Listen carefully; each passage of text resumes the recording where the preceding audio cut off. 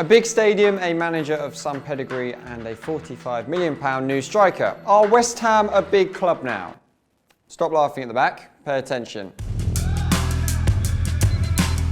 It was during a 3-0 home defeat to Burnley when 4 fans invaded the pitch and hundreds more rushed at the director's box that West Ham ascended to their natural peak as the Premier League's ultimate banter club. Few saw a way back, but West Ham seemed to have turned a corner and left those periodic episodes of high banter behind them. Let me explain. This episode of 3 Minute Myths has been made possible by Mustard Bet. If you're bored of the current crop of online bookmakers, then do check them out for great odds on all the top football competitions and an exciting new in-play experience. What's more, you can get an extra £10 to bet with when you join and deposit £10. Just follow the Football Whispers promo link on screen now and in the description alongside this video.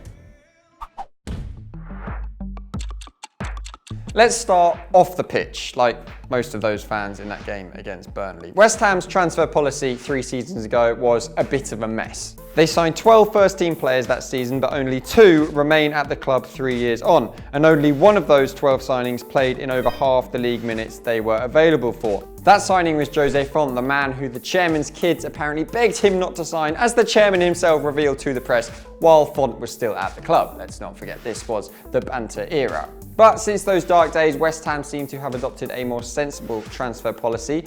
The summer of 2018 saw the arrivals of Lucas Fabianski, Fabian Balbuena, Issa Diop, Andrei Yarmolenko and Felipe Anderson, to name just a few, all of whom slot straight into the first team when they are fit. Add to those the summer arrivals of Sebastian Haller and Pablo Fornals, and West Ham's blueprint, whatever it is, seems to be working.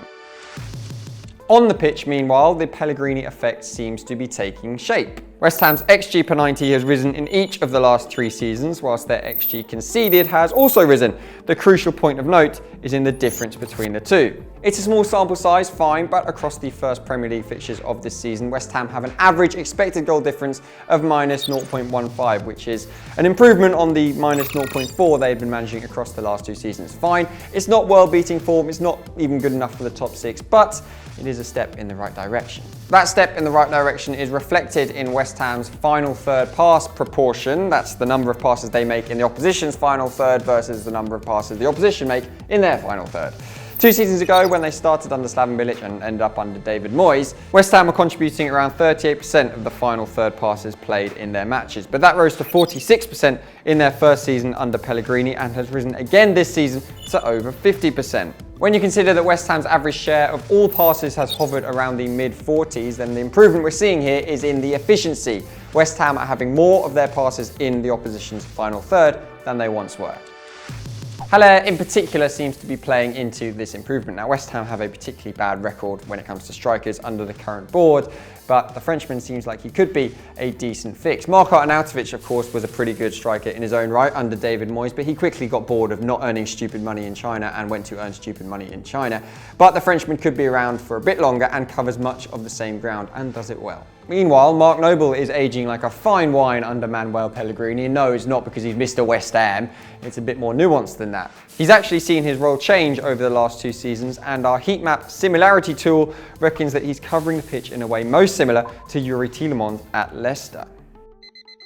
So the signs are good at the Olympic Stadium, and the banter era of old may truly be of old. Let us know what you make of West Ham in the comments section, and don't forget to check out Mustard Bet for a range of great odds and of course that Football Whispers promo link. Let us know what you thought of the episode in the comments section. Stay tuned for the next one, but in the meantime, thank you very much for watching.